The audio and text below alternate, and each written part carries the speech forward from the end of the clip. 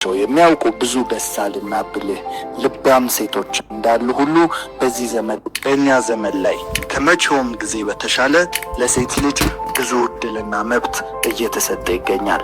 ታዲያ ይህንን እድል እየመረመሩ ከቁጥጥር ሳይወጣ እንዴት መጠቀም እንዳለባቸው የሚያውቁ ብዙ በሳልና ብልህ ልባም ሴቶች እንዳሉ ሁሉ በዚህ ዘመን ላይ ዘመን ያመጣላትን እድልና ጊዜው የሚሰጣትን መብት እንዴት መጠቀም እንዳለባት የማታውቀን ሴት ሞኝ ሴት እንላታለን። ታዲያ ዛሬ የምናወራው አውቀውና ፈልገው ጋጠወጥና ባለጌ ስለሆኑት ሴቶች ሳይሆን ልባም ሴት የሆነች መስሏት፣ ብልህ የሆነች መስሏት፣ ዘመናዊ ሴት የሆነች መስሏት በሞኝነት ከጋጠወጥ ተርታ ስለተሰለፈችዋ ሴት ነው። የሞኝ ሰው ትልቁ ችግር ሞኝ መሆኑን ሰዎች እንጂ እርሱ አለማወቁ ነው። ታዲያ ይህች ሴት ምንም ያህል ፍላጎቷ ቤተሰብ የሚኮራበት፣ ባሏ የሚተማመንበት፣ ለማህበረሰብና ለትውልድ ተምሳሌት የምትሆን ልባም ሴት መሆን ቢሆንም ተግባሮቿ ግን ይህንን አይናገሩም። ታዲያ ዛሬ ይህች ሴት የምታደርጋቸውን 10 የሞኝ ሴት መገለጫ የሆኑትን ባህሪያት እንነጋገራለን። ሴቶች ራሳችሁን ሳታውቁት ይህን ተግባር በማድረግ ካገኛችሁት ራሳችሁን ለመለወጥና አስተሳሰባችሁን ለማስተካከል ይረዳችኋል። ወንዶችም ከእንዲህ አይነቷ ሴት ደግሞ ለመጠበቅ ይጠቅማችኋል። ስለዚህ ቪዲዮውን እስከ መጨረሻው መመልከት ሙሉ የሆነ እውቀትን ይሰጣችኋል። በትዕግስት እስከ መጨረሻው ተመልከቱት። መልካም ልብ ካላችሁ ቪዲዮውን ላይክ በማድረግ ይጀምሩ። ለዚህ የቁም ነገር ቻናል አዲስ ከሆኑ ደግሞ ሰብስክራይብ በማድረግ ቤተሰባችን ይሁኑ። Society today is evolving faster than ever. Evolving into ነገር ቻናል አዲስ ከሆኑ ደግሞ ሰብስክራይብ በማድረግ ቤተሰባችን ይሁኑ።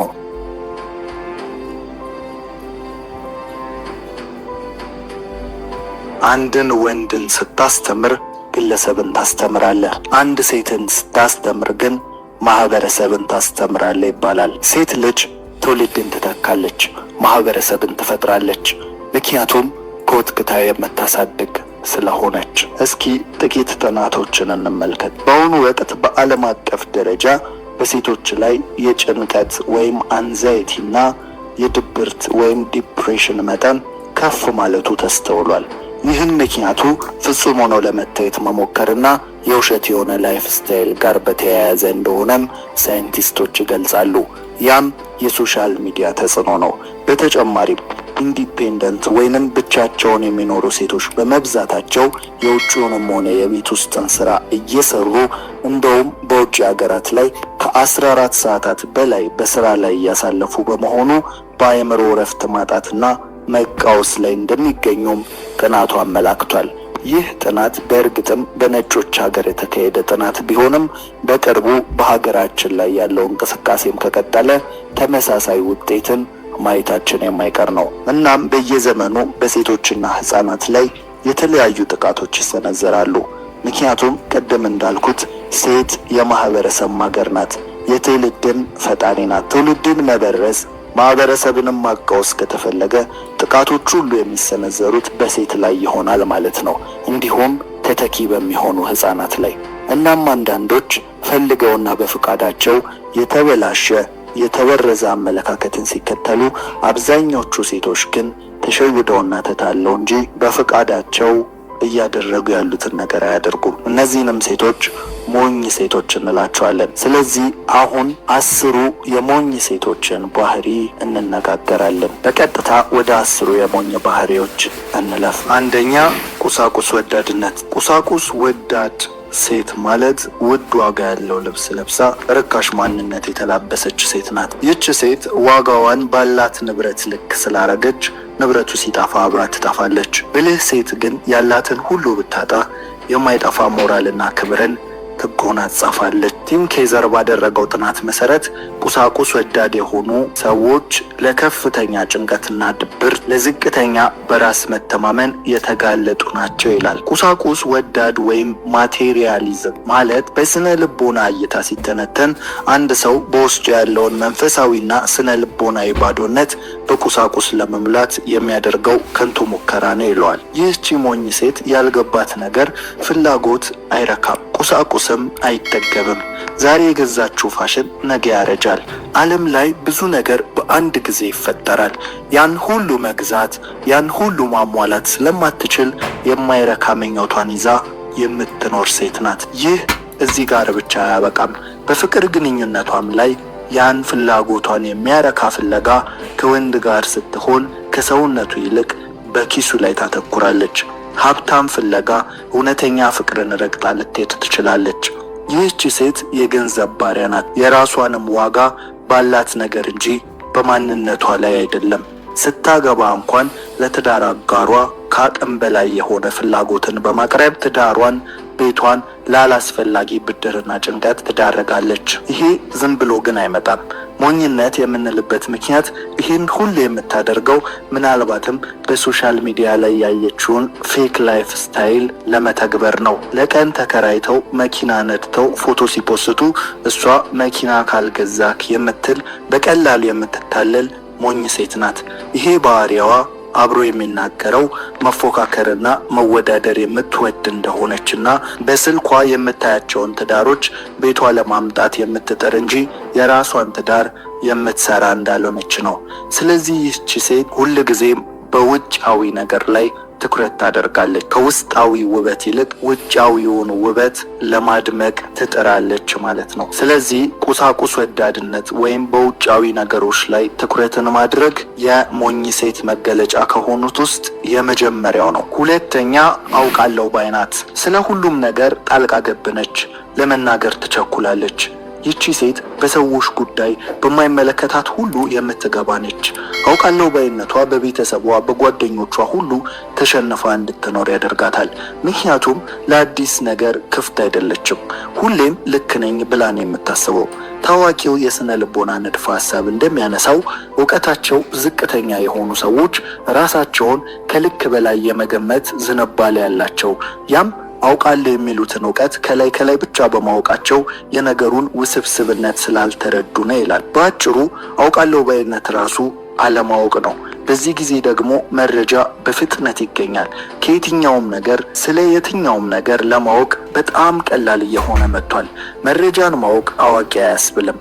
ያንን መረጃ መቼና እንዴት በምን መንገድ መጠቀም እንዳለባት ስታውቅ ብቻ ጥበብ ወይም ማስተዋል አላት እንላለን።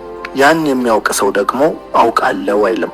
የተረጋጋና ለመስማት ክፍት የሆነ ልብ ያለው ሰው ነው። ብዙ ጊዜ ሶሻል ሚዲያ የምንወዳቸውን የምንስማማባቸውን ሀሳቦች ብቻ ከፊት ያመጣልናል። ይሄም አልጎሪዝሙ የተሰራው በዛ ዓላማ ስለሆነ ነው። ታዲያ በሶሻል ሚዲያ ላይ የምትሰሙት መረጃ ሁልጊዜም እናንተ ከምትደግፉት ወገን ብቻ ይሆናል ማለት ነው። ይህቺ ሞኝ ሴት ልክ ነሽ በሚሏት ሰዎች ትከበብና በሶሻል ሚዲያም ሆነ በየትኛውም መንገድ የእሷን ሀሳብ ብቻ የሚያንጸባርቅ ዓለም ውስጥ ተቀምጣ የራሷ ሀሳብ ፍጹም ትክክል እንደሆነ ማመን ትጀምራለች። ይህ ደግሞ ወደ ትዕቢት ያመራል። ውጤቱም ለባሏ የማትመች ሚስት፣ እንደ እርሷ ግትር ልጆች የምታፈራና በየትኛውም ቦታ ለእድገት የማትፈለግ ሆና ትገኛለች። ሁሌም እድገት እውቀትን በማሳደግና ራስን በማስተማር የሚገኝ ስለሆነ ታዲያ የዚህች ሞኝ ሴት ዋና መገለጫ አውቃለሁ ባይነት ነው ማለት ነው። ሶስተኛ ከክብር ይልቅ ትኩረትን ትፈልጋለች። ይህች ሞኝ ሴት ያልተረዳችው አንድ ነገር ሴት ልጅ ባትፈልግም እንኳን የትኩረት ማዕከል መሆን መቻሏን ነው። በተፈጥሮ ሴቶች በምድር ላይ የውበት ተምሳሌት ናቸው። በተለይ ሴት ልጅ ትኩረትን ለመሳብ ከፈለገች ብዙ ጥረትን አይጠይቃትም። ይህንን አለማወቋ ሰውነቷን ገላልጣና ከሚገባው በላይ በሆነ መዋቢያዎች ወደ ራሷ ትኩረትን ለመሳብ ትጠራለች። ነገር ግን የምታገኘው ትኩረትን እንጂ ክብርን አይደለም። ትኩረት ሁልጊዜም ለየት ባለ ነገር ላይ ይሰረቃል። በጨዋ መሃል ባለጌ፣ በጥሩ ሰው መሃል ሌባ ትኩረት መውሰዱ አይቀርም። በአጭሩ ለትኩረት እፍረት የለሽ መሆን፣ አይን አውጣ መሆን፣ እንደፈለኩ እኔ ከተመቸኝ በማለት ለማህበረሰቡም ሆነ ለቤተሰብ አስነዋሪ ነገርን ማድረግ፣ እነዚህ ሁሉ ትኩረትን ይስባሉ። ነገር ግን በዚህ ክብርን አይገኝም። ሁልጊዜም ደግሞ ትኩረት ከክብር አይበልጥም። ተመልከቱ፣ ሰውነታቸውን ገላልጠው የማይታይ ክፍላቸውን እያሳዩ ቪዲዮ የሚሰሩ ሰዎች ያ ቪዲዮ በጣም ከፍተኛ ተመልካችም ሆነ ላይክን ሊሰበስብ ይችላል። ግን አስተውሉ፣ የነዛ ሰዎች ቀጣይ ቪዲዮ ቁም ነገር ከሆነ ማንም ምንም አያያቸውም። ያም ማለት ትክክለኛ ተከታይ አይኖራቸውም ማለት ነው። ያ ሁሉ ላይክና እይታ ላሳየችው የማይገባ ክፍል የተከፈላት ደሞዝ ነው። ይህ በዘመናዊው መንገድ ራስን መሸጥ ማለት ነው። እነዚህ ሰዎች ለቁም ነገር አይፈለጉም፣ ክብር የላቸውም። ታዲያ ይህች ሞኝ ሴት ይህንን መንገድ የምትከተል ናት። ክብርን ከምታገኝ ይልቅ ትኩረትን ወደምትሰበስብበት ታደላለች። የሴት ልጅ ክብር ያለው በእናትነቷ ውስጥ ነው፣ በልባም ሴትነቷ፣ በመልካም ረዳትነቷ ውስጥ ነው። ታዲያ ይሄን ትታ ዋጋዋን በምታገኘው ትኩረት ልክ እየመዘነች ባላት ላይክና ፎሎወር እየመዘነች ብዙ ድራማዎችን ህይወቷ ላይ እየፈጠረች የምትኖር ሴት ሞኝ ሴት እንላታለን ማለት ነው። አራተኛ ድንበሯን አትጠብቅም። ይህ ማለት ባውንደሪ የላትም ማለት ነው። ቤት፣ ትምህርት ቤት፣ በአካባቢዋ ብዙ ሰዎች መኖራቸው የማያጠራጥር ነው። ታዲያ በዚህ ሂደት ውስጥ ለማ ምንና እንዴት መሆን እንዳለባት የማታውቅን ሴት ሞኝ ሴት እንላታለን። ይቺ ሴት አይሆንም፣ አልፈልግም ማለትን ትፈራለች። ለሁሉም ነገር በእሽታ ተወዳጅነትን ለማግኘት ትጥራለች። ይህም ሰዎች ጊዜዋን፣ ጉልበቷን፣ ስሜቷን እንዲበዘብዙ ትፈቅዳለች ማለት ነው። ይህ የሚመጣው ደግ መስሎ ለመታየት ካለ ፍላጎት ነው። አንዳንዴም ፋራ ላለመባል ሙድ የሚገባትና አራዳ ለመባልም ሊሆን ይችላል። ነገር ግን እውነቱ ራሷን መጠበቅ አለመቻሏን የሚያሳይ ነው። የሴት ጓደኞቿ ያረጉትን ሁሉ በማድረግ መመሳሰልን ትመርጣለች። ራሷን አትጠብቅም። የትም በምንም ሁኔታ ልትገኝ ትችላለች። ከራሷ ፍላጎት በላይ የሰዎችን ደስታ እያስቀደመች ብዙ ዋጋ ስትከፍል ትታያለች። ክብሯን የሚነኩ ሰዎችን እንኳን ላለማስቀየም ሁልጊዜም ተጎጂ ትሆናለች። ድንበሯን የማትጠብቅ ሴት የማህበረሰብ አስተያየት የሚነዳት ናት። አታገቢም፣ አትወልጂም፣ እንዲያቶኝም በሚል ሀሳቦች የምትነዳ የሴት ጓደኞቿ ለጥቅማቸው የሚጠቀሙባት፣ ወንዶች አቅልለው የሚመለከቷት፣ የራሷ ፍላጎት የሌላት ተራ ሴት የምትሆን ናት። ታዲያ ሁል ጊዜም ቢሆን ድንበርን መጠበቅ የግድ አስፈላጊ ነው። ቤተሰቧ እሷ ህይወት ላይ እስከምን መወሰን እንዳለባቸው፣ ሰዎች በምን ልክ ሊያናግሯትና ሊቀርቧት እንደሚገባ መስመርን የምታበጅ ሴት ልባም ሴት እንላታለን። ድንበርን መጠበቅ ማለት በሌላ አማርኛ እሷ እንዲህ አትወድም፣ እሷ ይሄንን እሺ አትልም የሚባል በሰዎች ዘንድ የሚታወቅ እሴት ሊኖራት ይገባል ማለት ነው። የራሷ የሆነ የህይወት ፍልስፍና፣ የራሷ የሆነ እሴት ባለቤት መሆን ማለት ነው። ስለዚህ ድንበሯን የማትጠብቅ ሴት ሞኝ ሴት እንላታለን ማለት ነው። አምስተኛ ስሜታዊነት። በተፈጥሮም ሴቶች ወደ ስሜት እንደሚያደሉ ይታወቃል። ነገር ግን ከልክ ያለፈ ስሜታዊነት የሞኝ ሴት መገለጫ ነው። ይሄ በብዙ መገለጽ የሚችልና የሚብራራ ሐሳብ ነው።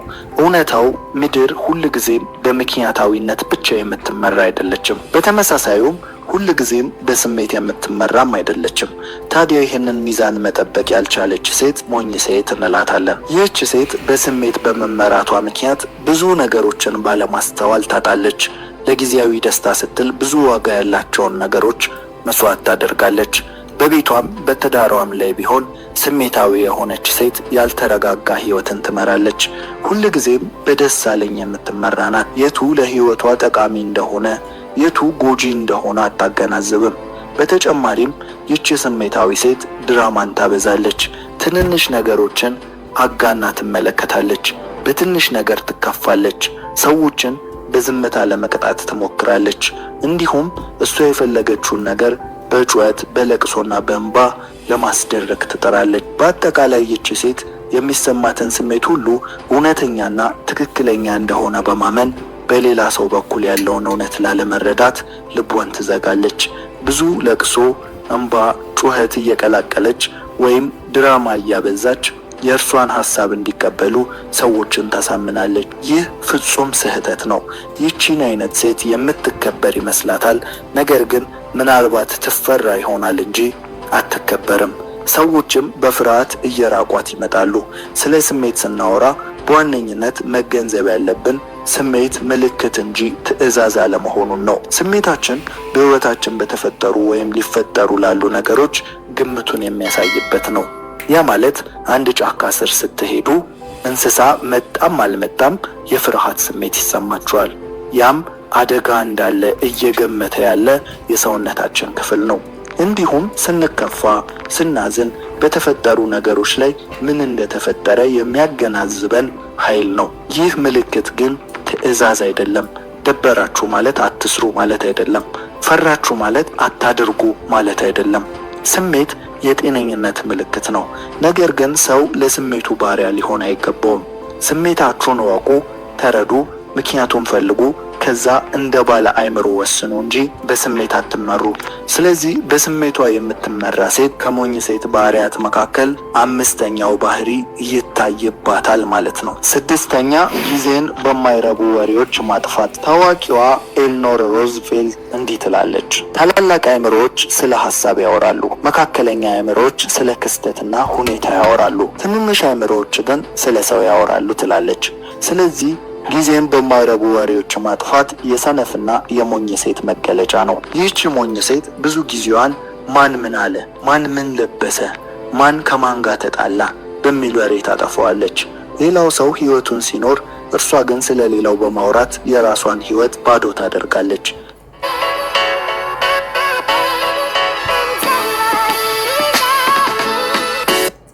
እርሷ ግን ስለ ሌላው በማውራት የራሷን ህይወት ባዶ ታደርጋለች። በዚህ ዘመን ደግሞ ሐሜት ቡና አፍልቶ ተጠራርቶ እንደሆነ የምታስቡ ከሆነ ተሳስታችኋል። በዚህ ጊዜ ዋነኛው የሐሜት ምንጭ ሶሻል ሚዲያ ሆኗል። ታዲያ ይህች ሴት ስክሮል እያረገች እንትና ለእንትና ምን አላት፣ በዚህ ሳምንት ማን ምን አደረግ የሚለውን እየሰማች ፕሮፌሽናል እና ኢንተርናሽናል ሐሜተኛ ሆና ቀኗን ታሳልፋለች። እዚህ ጋር ከሞኝ ሴቷም አለፍ ብለን እስቲ እናውራ። እስቲ መንገድ ስትሄዱ ባስ ውስጥ፣ ታክሲ ውስጥ አስተውላችኋል? ብዙ ሰው ስልኩ ላይ ፍዝዝ ብሎ ስክሮል እያደረገ ትመለከታላችሁ። ምናልባትም እናንተም እንደዛ ታደርጉ ይሆናል። ነገር ግን ዛሬ አንድ እውነት ልንገራችሁ። ኤለን መስክ በኢንተርቪው ላይ በምድር ላይ ሰዎች ከፈጠሯቸው ፈጠራዎች አደገኛውና ሰዎችን የሚጎዳው ምንድነው ትላለ ተብሎ ተጠይቆ ነበር። ታዲያ የመለሰው አጭር ቪዲዮ በማለት ነበር። አስቡት፣ የሰው ልጅ ታንክ፣ የጦር መሳሪያ፣ ኒውክለር፣ መርዝ፣ ብቻ ብዙ አስከፊ ነገሮችን ፈጥሯል። ግን እነዛ ሁሉ የሾርት ቪዲዮን ያህል ተጽዕኖ የላቸውም ማለት ነው። እና እባካችሁ አይምሯችሁን ቀስ በቀስ እየገደላችሁት ስለሆነ ከአጫጭር ቪዲዮ ራሳችሁን ጠብቁ። ከጫትና ሲጋራ ባልተናነሰ ምናልባትም በበለጠ ጉዳት ያለው ሱስም መሆን የሚችል ነገር ነው። በፍጥነት ራሳችሁን አድኑ። አሁን ወደ ሞኟ ሴት ስንመለስ ባጭሩ ህይወቷን ሁሉ ስለ ሰዎች በማሰብ በማውራት ጊዜዋን ታባክናለች። ያ ግን ተጽዕኖ ቀላል ብቻ አይደለም። በሶሻል ሚዲያ የሚታየው ህይወት ከ65% በላይ ውሸት ነው። እውነት ነው ብንል እንኳን ሰው የቤቱን እንጂ ደግሞ የጎረቤቱን አይኖርም። ይህቺ ሞኝ ሴት የሌላ ሰው ቤትን ቤቷ ለማስገባት የምትጣጣር ናት። ሶሻል ሚዲያ ላይ የምትመለከተውን አይነት ባሏ እንዲሆን የምትፈልግ ናት። ወንዱም እንዲሁ በራሱ የሆነ ነገር ላይ የሚመለከታትን ሴት እንድትሆን ማሰብ ይጀምራል። የሶሻል ሚዲያ ታላቅ ክፋቱ ይሄ ነው። የራሳችንን ህይወት አስጥሎ የሌሎችን ሰዎች ህይወት እንድንመኝ ያደርገናል። ሌሎች የሚያስቃቸው እኛ የማያስቀን፣ ሌሎች የሚያስደስታቸው እኛ የማያስደስተን ብዙ ነገር አለ። አሁን ግን ሁላችንም ህልሞቻችንን፣ ሀሳቦቻችንን፣ ሳቆቻችንን፣ ደስታዎቻችንን ሁሉ እየተጋራን እንገኛለን። ይህ በስነ ልቦናው ሲመረመር ራስን ያለማወቅ ችግር እያመጣ እንዳለ ሳይንቲስቶች ይናገራሉ። ራስን ያለመረዳትና ያለማወቅ ችግር ከሶሻል ሚዲያ ይመነጫል። ሁሉም ነገር የሚያምረን፣ ሁሉም ነገርን የምንፈልገው የራሳችንን ፍላጎት ጠንቅቀን ማወቅ ስለማንችል ነው። ስለዚህ ይህች ሴት በማይረቡ ወሬዎች ጊዜዋን ታጠፋለች፣ እንዲሁም የራሷን ቤት ትታ ሌላ ሰው ቤት ላይ ትከርማለች። ስለዚህ ሐሜተኛዋ ሴት ሞኝ ሴት እንላታለን ማለት ነው። ሰባተኛ ራሷን ከመጠን ባለፈ ዝቅ አድርጋ የምትመለከት ናት። ይህም አንዱ የሞኝ ሴት መገለጫ ነው። ራሷን መካብም ሆነ ከሰው በላይ አድርጎ መመልከት ሞኝነት ሲሆን ከመጠን ባለፈም ራስን ዝቅ ማድረግም የሞኝ ሴት መገለጫ ነው። ዋናው ነገር ሚዛንን መጠበቅ ነው። ታዲያ ይህች ሴት ለራሷ ባላት የወረደ አመለካከት ምክንያት ሁልጊዜም የሰው ጥገኛ ትሆናለች። ያም ማለት ልክ መሆኗን ለማወቅ፣ የለበሰችው እንደሚያምር ለማወቅ፣ ለሁሉም ነገር የሰዎችን ይሁንታ የምትፈልግ ናት። በራስ መተማመን የላትም። የራሷን ነገር ማድረግ፣ መከወን፣ ማቋቋም አትችልም። ከሁሉም ሳይ ያነሰ ብቃትና ችሎታ አስተሳሰብ እንዳላት የምታስብ ናት። እንደውም አንዳንዴ ለሁሉም ሰው የተለየ ጸጋ ችሎታ እንዳለ ማንም ሰው ምንም ማድረግ እንደሚችል አምና እሷ ግን ያንን ለማድረግ ያልታደለች እንደሆነች የምታስብ ናት። በአጭሩ ይህች ሴት 99 ነገር ቢኖራት የሌላትን ያንን አንድ ነገር ብቻ የምታስብ ናት። ፍጹማዊነትን የምትፈልግ ናት።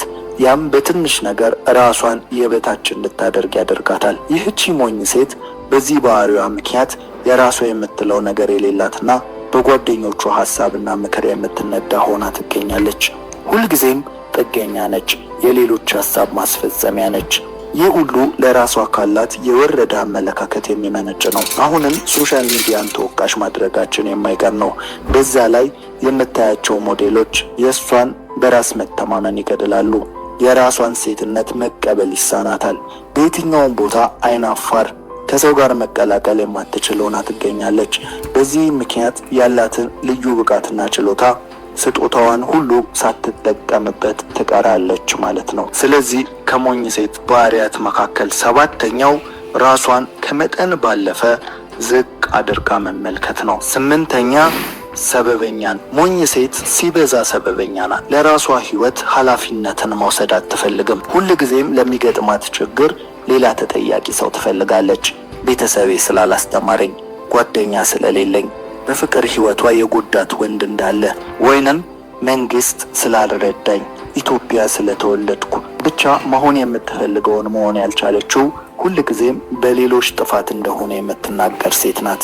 ይህች ሴት በትዳር ውስጥም ብትሆን አብራ ተስማምታ በወሰነችውና ባደረገችው ነገር ውጤቱ መጥፎ ከሆነ በትዳር አጓራ ላይ እያሳበበች ስትወቅስ የምትኖር ናት። ከዚህች ሴት ጋር ነገሮችን አብሮ ማድረግ አብሮ መወሰን ያስፈራል። ምክንያቱም ትርፍ ከሆነ ብቻ ነው የምትጋራው።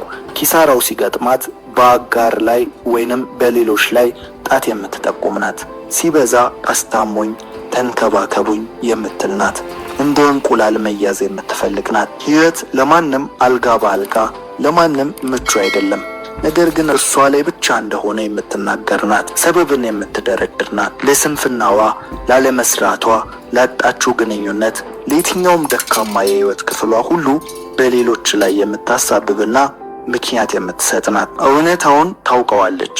ምክንያቷ ለራሷ እንኳን አሳማኝ እንዳልሆነ ታውቃለች። ነገር ግን የማታምንበትን ምክንያት ትሰጣለች። እርሷ አጠገብ ያሉ ሰዎች ሁሌም የስጋት ቀጠና ላይ ነው የሚገኙት። ሁሌም ጎጂ፣ ሁሌም ለእርሷ የሆነ ነገር መሆን ምክንያት እንደሆኑ እያሰቡ የሚኖሩ ናቸው። በተጎጂ ወይም በተበዳይነት ስሜት ሁሌም ስለምትቀርብ አጠገቧ ያሉ ሰዎች ለሷ ልዩ ጥንቃቄና እንክብካቤ የማድረግ ግዴታ ይጠበቅባቸዋል። ይህ ግንኙነት ደግሞ ሁሌም ትክክለኛ ውጤት የለውም። በሪሌሽንሺፕ ውስጥ በጓደኝነት በቀደመ ህይወቷ የተጎዳች በመምሰል ቀጣዩን ሪሌሽንሺፕ መጀመር ለሁለተኛው ሰው ፍጹም ስጋት ነው። ሪሌሽንሺፑም አይቀጥልም። ይህች ሴት ሁልጊዜ የተበዳይና የተጎጂ አመለካከት ያላት ናት። ሁልጊዜም ሰበበኛ ናት። ሁልጊዜም ሰዎች እርሷ ላይ ክፋትን የሚያደርጉ ናቸው። ሁልጊዜም እሷ ተጠቂ ናት፣ ሌሎች ደግሞ አጥቂ። ይህ አይነቱ ህይወት የሞኝ ሴት መገለጫ ነው እንለዋለን። ይህ ሁሉ በእርሷ ሰበበኛነት እንደሚመጣ ብታውቅም ግን ምቾት ስፍራዋን ትወደዋለች። እናም ያለ እርሷ ኮንፈርት ዞን ስለሆነ ራሷን መመልከትና መለወጥ አትፈልግም። ተበዳይ እንደሆነች እያሰበች መኖርን ትመርጣለች። ይህች ሴትን ሞኝ ሴት እንላታለን ማለት ነው። 9ኛ ራሷን ትጥላለች። ይህ ለራስ ካለ ብዙ እንክብካቤ በአርቲፊሻል ነገሮች መዋብና የበዛ ውጫዊ ነገር ላይ ከማተኮር በተቃራኒ ያለው ነው። ሁለቱም ሞኝነት ነው።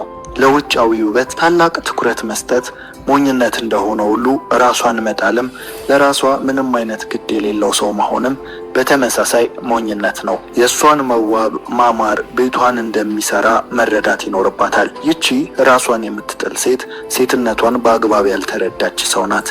የምትዝረከረክ ባላት ነገር ላይ አበቃቅቶ ያላትን ነገር ተጠቅሞ ከመዋብ ይልቅ በስንፍና ሴትነቷን የምታጣ ሴት ናት። ለሴት ልጅ ሰውነቷ፣ ውበቷ አንድ ትልቅ ሀብቷ ነው። ቤቷን፣ ቤተሰቧን፣ ልጆቿን ደስተኛ ከሚያደርግ ነገር አንዱ የእርሷ መዋብና ንጽህናዋን መጠበቅ ነው። ወንድ ልጅ ለቤቱ የተስተካከለ ሰውነት፣ ጉልበትና ጥንካሬ እንደሚያስፈልገው ሁሉ እርሷ በተቃራኒው የእርሷ ሚና ለቤቱ ውበት ድምቀት መሆን ነው።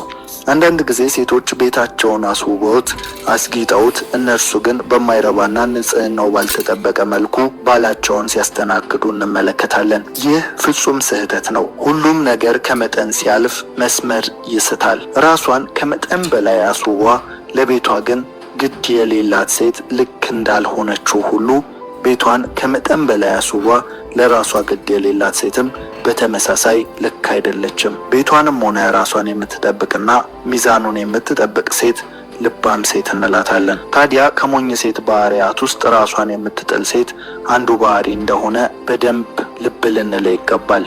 ውስጣዊ ውበት እንዳለ ሆኖ ሴት ግን ለምድር ውበትን ትለግስ ዘንድ ተፈጥራለች። የውበት ተምሳሌት ናት። ስለዚህ ራሷን መጣሏ ቀጥሎ ብዙ ነገሩን ወደ እርሷ ጎትቶ ይመጣል። በራስ መተማመኗን ይገድላል። ከጓደኞቿ እንዳነሰች ይሰማታል። ግን ለራሷ የውሸት ምክንያትን ትሰጣለች።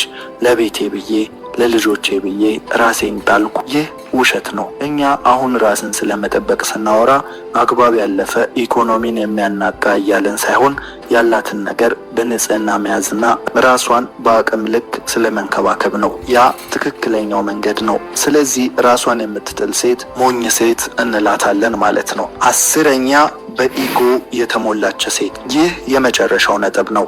በመጀመሪያ ኢጎ ምንድን ነው? ከፍተኛ የሆነ የራስ ኩራት ወይንም በሌላ አማርኛ ትዕቢት የምንለው ነው። ታዲያ ይህ ኢጎ በሴት ላይ በአሁኑ ጊዜ ላይ በይበልጥ ሲንጸባረቅ እንመለከታለን። የሴትን ኢጎ የሚቀሰቅሱ ብዙ ትምህርቶች እየተነገሩ ይገኛሉ። ለምሳሌ የሴት ልጅ ኢንዲፔንደንት መሆን ወይም ጥገኛ አለመሆን በስፋት እየተሰበከ ነው። ስራ መስራት፣ ራሷን ማስተዳደር፣ ራስ በራስ ገዝ መሆን ለሴት ተደጋግሞ እየተነገረ ኢጎዋን ወይም ትዕቢቷን ያነሳሳሉ። የሰው ልጅ ሁሉ መጠነኛ ኢጎ አለው። ነገር ግን በሴት ላይ ኢጎ ሲጠነክር መዘዙ ብዙ ነው። ራስ በራስ ገዝ መሆኗን ስታመን፣ እንዲሁም ወንድ ለእርሷ ያለውን ጥቅም ገድላ ከወንድ ልታገኝ የሚገቡ የነበሩ ነገሮችን ለምሳሌ ፕሮቫይድ ማድረግ፣ ለራሷ በራሷ ፕሮቫይድ በማድረግ ራሷ የሚያስፈልጋትን በማሟላት ራሷን በራሷ በመጠበቅ ማለትም ከወንድ ታገኝ የነበረውን ፕሮቴክሽን አስወግዳ በአሁኑ ዘመን በሰላማዊ ሰፈር በመኖር የመንግስትን ጥበቃ በማግኘት ራሷን በራሷ እየመራች መጓዝን ስትመርጥ በኢጎ የተሞላች ሴት ወደ መሆን ታድጋለች። በጣም የጠነከረ ለመሰበር ቅርብ ነው እንደሚባለው የሞላች የመሰላትን ክፍተት ሁሉ እንዳልሞላችው ከትክክለኛው የህይወት ደስታ እንደጎደለች ወንድ ጥቅሙ እርሷ እንዳሰበችው ለፕሮቴክሽን ለፕሮቫይድና ለሊዲንግ ብቻ እንዳልነበረ የተረዳችለት ሁሉ ነገሯን ትጠላለች። የዚህ ዘመን ትልቁ ውሸት ለወንድም ሆነ ለሴት እየተነገረ ያለው አስፈላጊነት ነው። ለወንድ ሴት ከምግብ ማብሰል ከቤት ንጽህና ባለፈ ለጥቂት ነገሮች ብቻ እንደምታገለግለውና መጠቀሚያ ቁስ እንደሆነች እየተነገረው ብቻውን የሚኖር የሴቱን ክፍተት በሰራተኛና በተለያዩ ነገሮች ሞልቶ ከማግባት ተቆጥቦ የሚኖር ወንድ፣ ትዳርንም የሚፈራ ወንድ እየበዛ ይገኛል። እንዲሁም ለሴት የወንድ ጥቅም ቅድም እንዳነሳ ነው ብቻ እንደሆነ እየተነገራት የወንድን አስፈላጊነት እያስወገደች ብቻቸውን የሚኖሩ ሴቶች እየበዙ ይገኛሉ። ይህ መንገድ መዳረሻው አሁን በጥናት እንደተመለከትነው በነጮች ሀገር ከተገበሩት ሀገር ጥናት እንዳነበብነው ለድብርት፣ ለአንዛይቲ፣ ራስን ለማጥፋት፣ የህይወት ትርጉምን የማጣት ዋነኛ ምክንያት ነው። ፈጣሪ ወንድና ሴትን በጋራ እንዲኖሩ ሲናገር በመካከላቸው ከጥቅመኝነት ያለፈ ከመሰጣጣት ያለፈ በመካከላቸው የሚሞሉት ትልቅ ክፍተት፣ የነፍስ ክፍተት እንዲሁም በእነርሱ ስር የሚቀጥል ትውልድን ተመልክቶ ነው። ሁለት ነፍሶች በጋራ አንድ ንጹህ ነፍስን ይፈጥራሉ። ይህ ራሱ ሚስጥሩ ታላቅ ነው። ታዲያ በአሁኑ ዘመን ግን የውሸት ስብከት እየተበራከተ ሄዷል። ስለዚህ በዚህ ጊዜ ሴት ትዳርን ብትመርጥ እንኳን በፍቃዷ ስለሆነ አማራጭ መፋታትን አማራጭ ራሷን ችላ ሲንግል ማም መሆንን ስለምታስብ በኢጎ የተሞላች የማትለሰልስና ጠንካራ ሻካራ በትዕቢት የተወጠረች ትሆናለች። ይህች ሴት ሞኝ ናት። ትከሻ በመለካካት ጥገኛ አይደለውም በማለት በምትፈጥረው ድራማ የምትመራው ህይወት ከትክክለኛ የህይወት ደስታና ዓላማ አጉድሎ ትክክለኛ ቤተሰብን እንዳትመሰርት ያደርጋታል። ስለዚህ በዋነኝነት ሴት ልጅ በኢጎ ስትሞላና ስትጠነክር ራሷን አቅሟን የተረዳች ሲመስላት ሰላም ለሌለው ቤተሰብ ትዳረጋለች። በሞኝነቷም ብዙ ዋጋን ትከፍላለች። በቅዱሱ መጽሐፍ እንደተነገረን ሴት ዝግ ስትል፣ ለባሏ ስትመራ፣ እንዲሁም የሴትነቷን ክብር ጠብቃ ብዙ ፍቅርና እንክብካቤ ሲሰጣት ስትለሰልስ ትክክለኛው ሴትነቷን እንደተረዳች እናውቃለን። ነገር ግን የዘመኑ ትምህርት የሚጠልፋት ከሆነ በኢጎ የተሞላች ጠንካራ ሴት በመሆን ለማንም ተመራጭ የማትሆን ብቻዋን ተገላ የምትኖር ትሆናለች። በዘመኑ ያለው ሴት ልጅ ወደዚህ ኢጎ የሚመራው ትምህርት ፌሚኒዝም በመባል ይታወቃል። ፌሚኒዝምን አውቀውትና ተረድተውት የሚከተሉት እንዳሉ ሁሉ አንዳንዶች ግን ስለ ፌሚኒዝም ጥልቅ እውቀት የላቸውም። ስለዚህ እኔ በጥቂቱ ልበላቸው። ፌሚኒዝም ማለት መጽሐፍ ቅዱስ ሆነም ፈጣሪ ሴት ልጅ በድሏል በማለት የሴትን ቅዱስ መጽሐፍ እንጻፍ ብለው የጻፉ፣ ሴትነትን ያቃለሉ እንዲሁም ወንድ ጠልና ሴት ጠል ማህበረሰብን ለመፍጠር እየተጉ ያሉ ያንንም አመለካከት የሚያራምዱ ናቸው። ስለዚህ እነዚህን የምትከተል ከሆነ ይህች ሴትን ሞኝ ሴት እንላታለን። በእርግጥ አውቃ አይደለም። ስለዚህ ከዚህ በኋላ ራሷን መለወጥ ትችላለች ማለት ነው። ለዛሬ ያዘጋጀንላችሁ ይሄ ነው። ከላይ ጠቀስናቸውን 10ሩንም ባህሪያት ሳታውቁና ሳትገነዘቡት እያደረጋችሁ ከሆነ ለመለወጥ አሁንም እድላላችሁ። አሁንም ልባሟን ሴት፣ አሁንም በሳሏን ሴት መሆን ትችላላችሁ። ይህ ቪዲዮ አላማውም ለዛ ነው፣ ሳታውቁ የሞኝ ሴት ህይወትን ለምትኖሩ። ስለዚህ በዚህ በመማር